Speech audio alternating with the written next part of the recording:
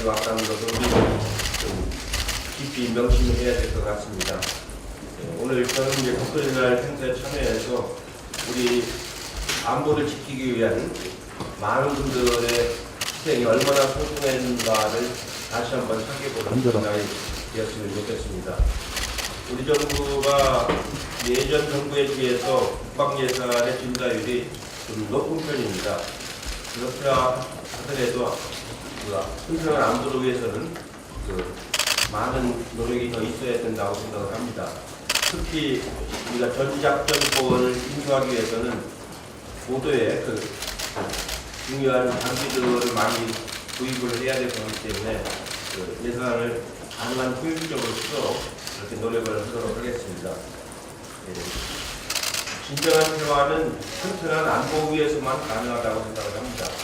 다행히 남북관계가 호전이 되어가고 있고 국민의 정상회담이 예정이 되기 때문에 여러 가지 조합적으로 이런 상황을 감안해서 튼튼한 안보가 흔들리지 않도록 만전을 기하도록 하겠습니다. 오늘부터 이제 DMZ에서 유해관들이 시작됩니다. 지난번에도 말씀을 드렸지만 굉장히 격전을 치렀던 지역은 유해를 발굴하기 때문에 여러 나라에서 희생된 분들의 유해가 아주 잘 발굴될 수 있고 또 발굴하는 과정에서 불상사가 생기지 않도록 조심스럽게 만전을 기해 주실 것을 다시 한번 말씀을 드립니다. 한 가지만 더 말씀드리면 10월 4일에 14 정상선언에 관한 기정식을 하기 위해서 여러 가지 대표단을 구성을 해서 방북할 예정으로 되어 있습니다. 제가 공동 대표 단장이 돼서 국정화하고 가서 기념행사를 잘 하고 남북 간의 교류가 잘 이루어질 수 있도록 대화를 많이 하고 돌아오도록 하겠습니다. 우리 의원님들이나 정당에서부터 많이 갈 수 있었으면 좋았는데 이번이 제한이 돼 있어서 많이 못 가게 돼서 굉장히 미안하게 생각하고 다음 기회에 더 좋은 기회 만들도록 노력을 하겠습니다. 이상입니다. 예, 다음으로 홍영표 원내대표님 말씀 듣겠습니다. 네, 대표께서도 말씀하셨지만 오늘 건국 70주년이 된 축분의 날입니다. 국민의 생명과 안전을 지키기 위해 60만 독분 장정의 노고에 감사를 드립니다. 평양 정상회담에서 체결한 남북 군사 합의에 따라 오늘부터 판문점 JSA와 철원 DMZ 일대에서 지뢰 작업이 본격적으로 시작됩니다. 한반도 평화와 민족 공동의 첫발을 우리 군이 만들어가는 것입니다. 우리 군이 앞으로도 평화와 번영의 수호자 역할에 충실해 주시기 바랍니다. 이렇게 군사 분야에서도 많은 진전이 있고 한반도의 긴장 완화와 평화를 위해서 한 걸음 한 걸음 나아가고 있는데 한반도 평화를 못마땅하게 생각하고 또 잘못되기만 바라는 세력이 자유한국당인 것 같습니다. 한반도 평화를 앞당기기 위한 남북 군사 합의를 NLL 무력화와 무장 해제라고 왜곡하고 평화를 위한 노력을 무조건 반대만 합니다. 자유한국당은 NLL 무력화라고 이야기할 자격이 없습니다. 우리 모두 2012년 남북 정상회담 대화록 파문을 똑똑히 기억하고 있습니다.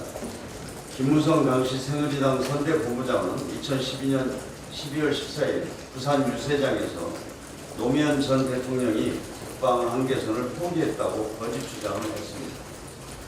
남북 정상회담 대화록을 불법적으로 유출시키는 것도 모자라 있지도 않은 NLL 포기 발언을 만들어 대선에 악용했던 것이 지금의 자유한국당입니다. 정략적 목적을 위해 서슴없이 전쟁의 공포를 이용하고 우리 군을 위험에 빠뜨렸던 것이 자유한국당의 역사입니다. 얼마 전 공작이라는 영화를 통해 재조명되었듯이 1997년 이른바 총풍 사건을 일으킨 세력이 자유한국당의 전신인 한나라당입니다. 작년 3월에는 어땠습니까? 전 세계가 평화로운 집회라고 귀찮은 촛불혁명 와중에 전방을 지키는 군부대까지 끌어들여 계엄 선포를 깼던 세력이 자유한국당입니다. 우리 민주당은 한반도 비핵화와 평화 정착을 위해 평화를 지지하는 정당들과 함께 초당적 협력에 나설 것입니다. 신재철 의원의 변명이 끝이 없습니다. 47만 건의 국가기밀 자료를 불법 유출한 범죄 행위를 저질러 놓고도 여전히 잘못한 것이 없다고 발뺌하고 있습니다. 기초적인 검증도 없이 청와대 업무 추진비 내역에 문제가 있다고 주장하고 거짓말로 밝혀지면 구차한 변명만 늘어놓고 있습니다. 그런데 청와대 업추비 내역을 부각시키면서 신재철 의원이 감추려는 것이 있습니다. 바로 국가기밀자료 유출 행위라는 본질입니다.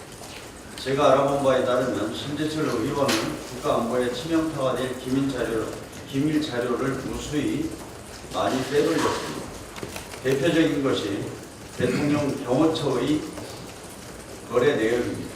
또한 청와대의 식자재 공급업체, 정상회담 관련 식재료 구입업체, 외교부와 병무청의 보안 시스템 관리업체, 해경 함정 항공기 구입 내역, 제외공간 안전 관련 지출 내역 등도 빼돌렸다고 합니다. 하나같이 국가 안보와 정부 운영에 치명타가 될 자료들입니다. 특히 신재철 의원은 대통령 경호처에 통신 장비를 공급하는 업체 정보까지 확보했다는 것은 도저히 묵과할 수 없는 범죄입니다. 대통령 신변 보호를 위한 통신 내용과 경호 계획이 통째로 해킹당할 수도 있습니다. 이것은 국가 안보를 위협하는 반국가 행위나 다름없습니다. 청와대 식재료 공급 업체가 제3자에 노출되는 것도 위험천만한 일입니다. 이러한 중대한 범죄가 어떻게 정상적인 의정 활동인지 이해가 안 됩니다. 신재철 의원이 지금 당장 해야 할 일은 불법 유출한 자료를 즉각 반환하는 것입니다. 또한 검찰에 출두해서 국가기밀 자료를 빼돌려서 어떻게 활용하는지 제3자에게 유출했는지 소명해야 합니다. 청와대가 재요청한 유은혜 교육부 장관 후보자에 대한 청문보고서 송부 기한이 5일까지입니다. 유 후보자가 내정된 지 벌써 한 달이 지났고 인사청문회가 끝난 지도 열흘이 넘었습니다. 그런데 자유한국당은 여전히 유 후보자의 청문보고서 채택에 반대하면서 국회 보이콧을 하겠다고 엄포를 놓고 있습니다. 문재인 정부 출범 이후 자유한국당이 국회를 멈춰 세운 것이 벌써 7번이나 됩니다. 그리고 국회 추천 헌법재판관 임명 절차도 더 이상 시기는 안 됩니다. 헌법재판소가 6인 체제로 운영되도록 하는 것은 국회의 직무유기입니다. 그런데도 자유한국당은 자신들이 추천한 재판관 후보자를 반대해서라도 여당 추천 후보자까지 낙마시키겠다는 이런 발언까지 하고 있습니다. 더 이상 이런 목리를 그만두고 국정 운영을 정상화시키고 국회를 정상화시키는데 앞장서기 바랍니다. 이상입니다.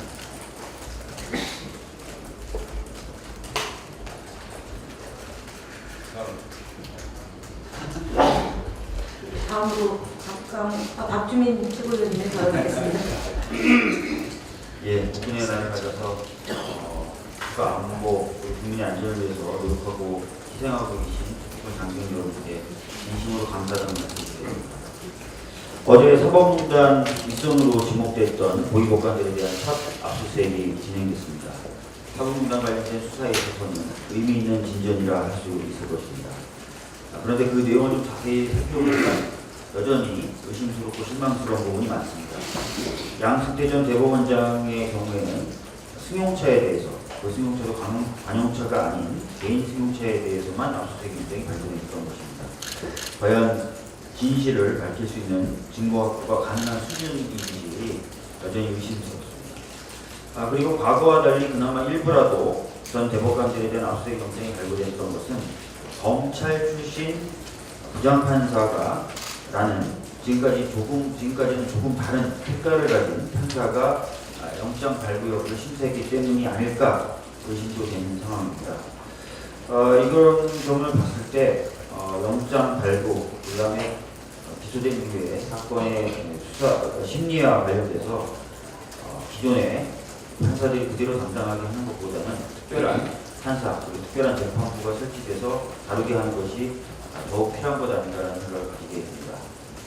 더 이상 기다릴 수 없습니다. 특정 야당을 제외하고는 이미 특별재판부 설치에 대해서 여야간 공감대가 형성된 만큼 특별재판부 설치를 위한 법 제도 논의가 본격적으로 시작돼야 될 것 같습니다. 그리고 한 말씀 좀 더 드리겠습니다. 일제강점기 당시에 강제 징집된 청년들은 무길기가 포함된 장행기라는 깃발을 들고 동해안 바퀴를 돌았다고 합니다. 청년들이 두구로 나갈 때 앞세운 깃발이라고 해서 당시에 청년만장이라고 불렸다고 합니다. 일본은 1910년에 한일 강제 병합 그리고 1937년 분일전쟁, 41년에 태평양전쟁에 나가면서 무길기를 내걸었습니다. 따라서 이 무길기는 단순한 깃발이 아니라 일제강점의 피해 당사자나 피해국에게는 전쟁 범죄의 상징이라고 할 수 있습니다. 독일 나치의 하켄크로이츠의 경우에는 전쟁 범죄의 상징이라는 이유로 그것을 사용하면 이제는 형법상 처벌을 받게 되는 반면에 일본에서는 그런 과거 청산 작업은 제대로 진행되지 않았습니다. 그래서인지 오는 10일 제주 해군기지에서 열리는 국제관함식에 무길기를 개항한 채로 참석하겠다라고 일본이 밝히고 있습니다.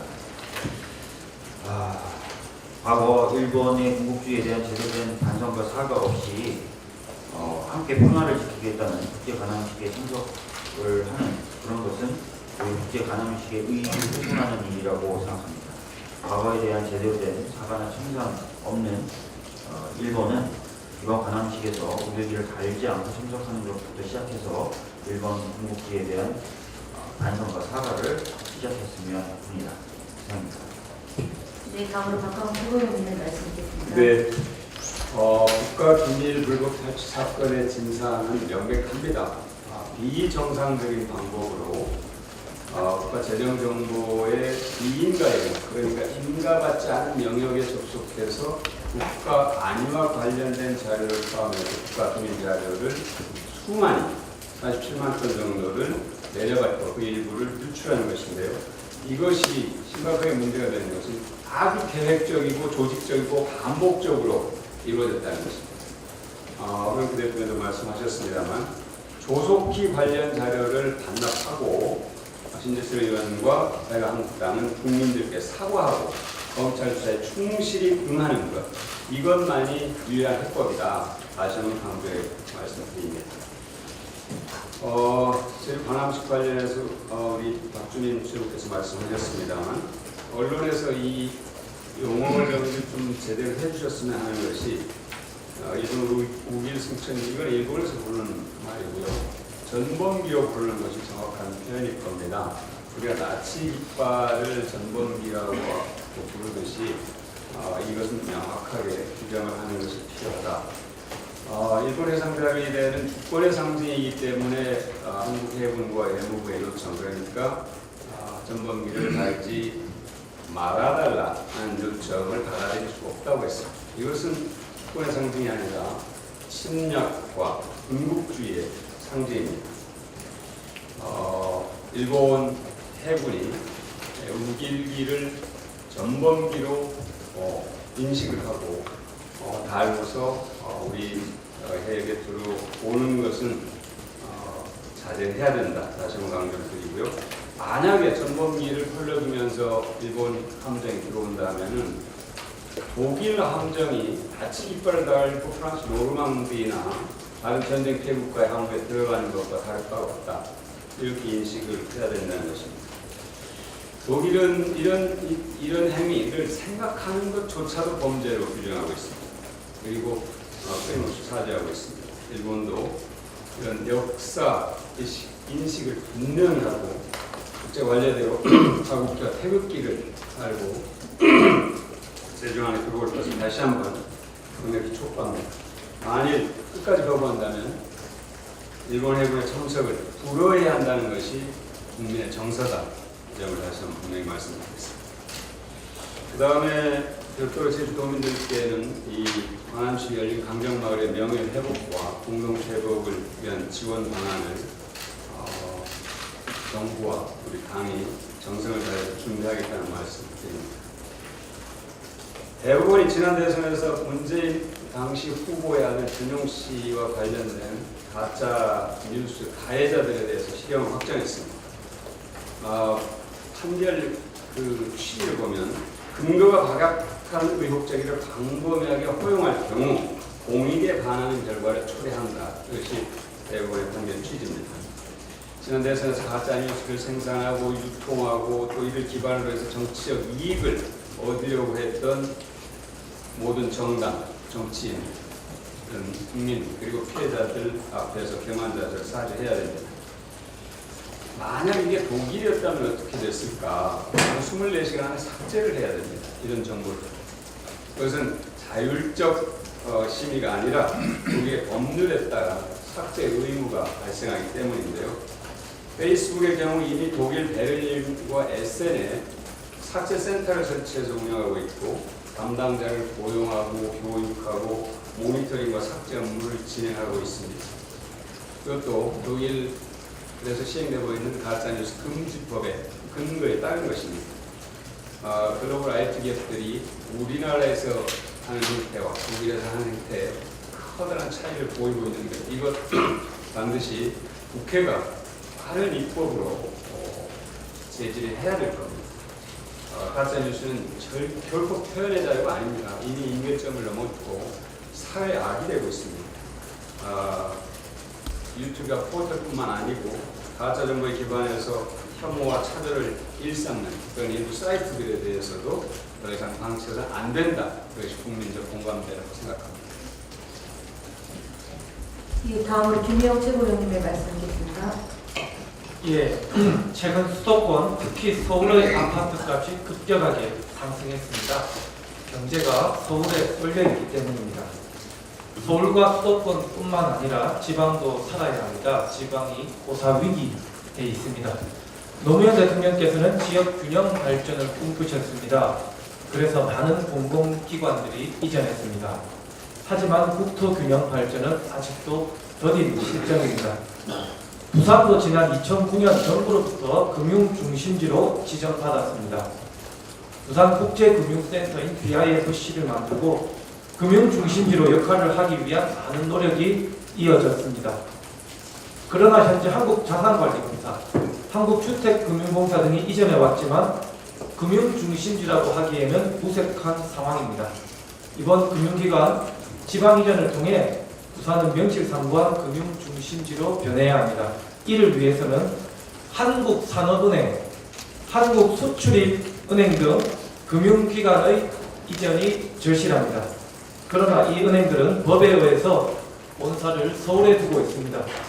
부산을 금융중심지로 완성하고 국가균형 발전을 위해서는 이 은행들의 부산 이전이 필수적입니다.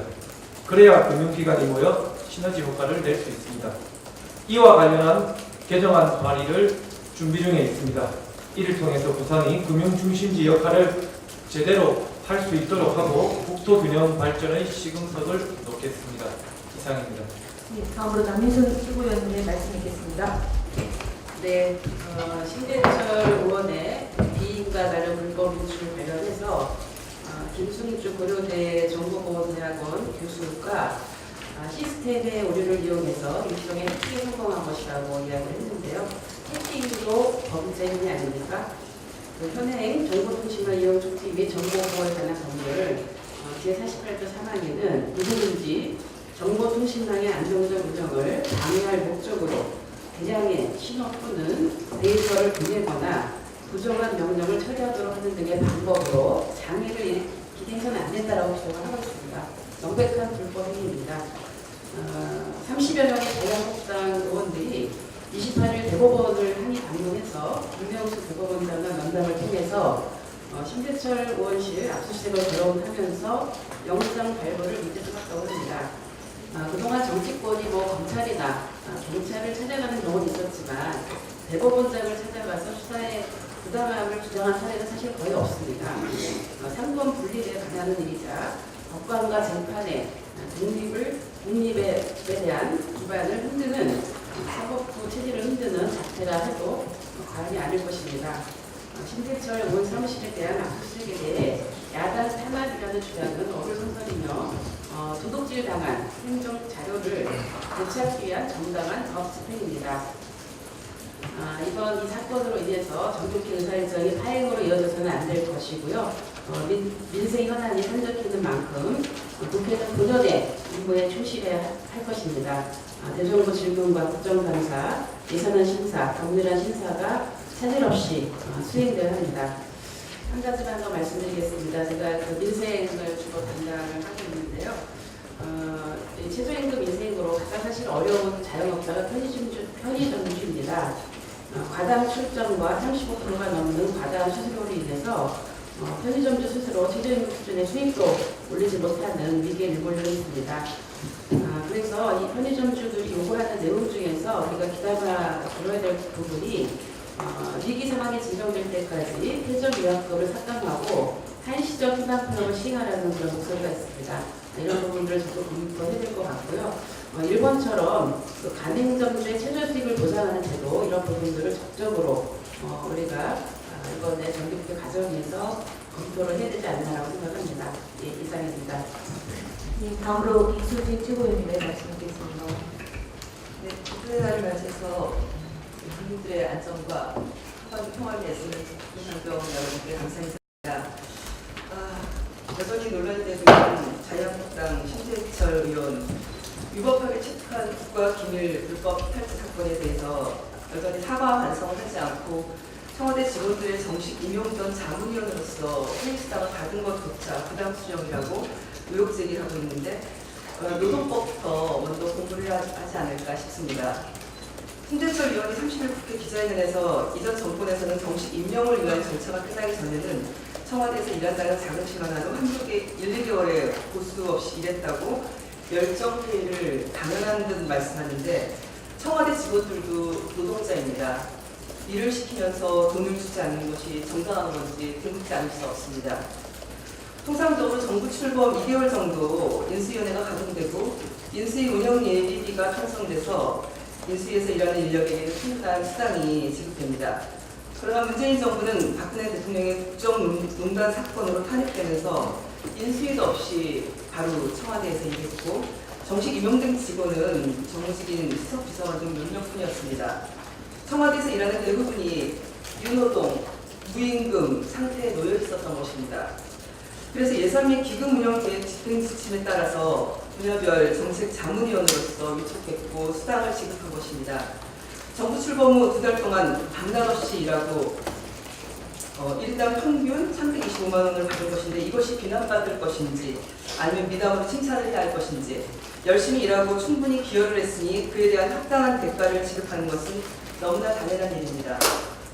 또한 신재철 의원이 공무원에게 불법적으로 회의비를 지급한 것처럼 주장했는데 당시 이들은 정식 임용 전 민간인 신분이었고 전혀 문제될 것이 없습니다.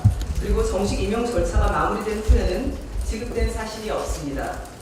신재철 의원은 더 이상 가짜뉴스 생산을 중단하길 바랍니다. 지난 주말 한 언론기사를 보고 제 눈을 의심했습니다. 자유한국당 곽상도 의원이 지난 28일 최저임금 미만으로 임금을 지급하는 행위에 대해서 벌칙 조항을 삭제하는 황당한 최저임금법 개정안을 발의했기 때문입니다. 모든 법률은 법률 준수를 위한 강제력이 동반돼야 실질성을 가집니다. 형사처벌 규정을 삭제하자는 것은 최저임금법을 없애자는 주장과 동일한 주장입니다. 검사 출신의 청와대 민정수석까지 지낸 곽상도 의원이 이를 모를 리 없었다고 생각합니다. 자유한국당 김성태 원내대표는 지난해 노동자 사회적 약자를 위한 대중정당으로 탈바꿈하겠다고 말했는데 지금 자유한국당이 보여주고 있는 모습이 정말 노동자와 사회적 약자를 위하는 모습인지 개의치 않을 수 없습니다. 지금도 자유한국당 의원들은 앞다투어 최저임금 업종별, 지역별, 연령별 차등 의무화를 추진하려고 있습니다. 최저임금법은 말 그대로 최저임금을 보장하기 위한 법입니다. 김성태 원내대표께서는 말로만 노동자와 사회적 약자를 위한 정당이 되겠다고 외치지 마시고 집안 단속부터 잘 하셔야 될 것 같습니다. 오늘부터 10월 1일 뇌질환 여부를 진단하기 위한 MRI 검사에 대해서 건강보험이 적용됩니다. 국민들께 환영할 만한 소식이라고 생각합니다. 지금까지 검사 후에 뇌종양 같은 중증 뇌 질환으로 진단받아야만 건강보험 혜택을 받을 수 있어 국민들의 부담이 상당히 컸습니다. 문재인 정부는 국민들의 건강보험과 생명권 강화를 위해 건강보험 보장성 강화 정책을 추진하고 있습니다. MRI 검사에 대해서는 건강보험이 적용 후 문재인 케어에 담긴 약속을 실천하는 것이라고 말했습니다. 비용은 평균 66만 4천 원이 그동안 들었지만 오늘부터는 18만 원 정도로 국민 부담의 4분의 1로 줄어들 것 같습니다. 보건복지부는 앞으로도 계속적인 건강보험 보장성 강화 확대를 위해서 우리 더불어민주당과 함께 문재인 케어가 차질 없이 추진되도록 병원비 걱정 없이 든든한 나라로서 자리매김하도록 더욱 노력해야 될 것입니다. 이상입니다. 예, 다음으로 이영석 최고위원님의 말씀하겠습니다.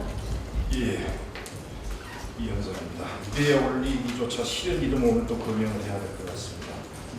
지난 5월 3일 고 조규호 신부에 대한 사자 명예훼손으로 기소된 전두환에 대한 재판이 계속해서 연기 지연되고 있습니다. 알츠하이머를 핑계로 지난 재판에 불출석했던 전두환이 이번에는 광주 민심을 이유로 관할권 이전 신청을 내고 지난달 27일 재판정에 모습을 드러내지 않았습니다. 따라서 광주지법은 오늘 10월 1일 재판 일정을 다시 잡고 출석을 통보했습니다만 오늘 또 재판은 열리지 못하고 연기될 가능성이 높다고 합니다. 80년 5월 광주의 아픔에 대한 반성은커녕 알츠하이머에 이어서 관할권 이전 신청으로 재판을 방해하는 꼼수만 부리고 있는 전두환의 모습에 광주 시민들의 분노는 극에 달하고 있습니다. 일부에서는 형사재판의 원활한 진행을 위해서 강제 부인을 해서라도 재판정에 세워야 한다고 합니다. 전두환의 광주지방법원 출석을 촉구합니다. 그토록 당신이 떳떳하다면 80년 당신이 짓밟으려 했던 그러나 결코 짓밟히지 않았던 광주에서 결자 해지합시다. 네, 이상 모두 발언을 모두 마치고요. 회의를 비공개로 진행하겠습니다. 언론인 여러분께 수고를 바랍니다.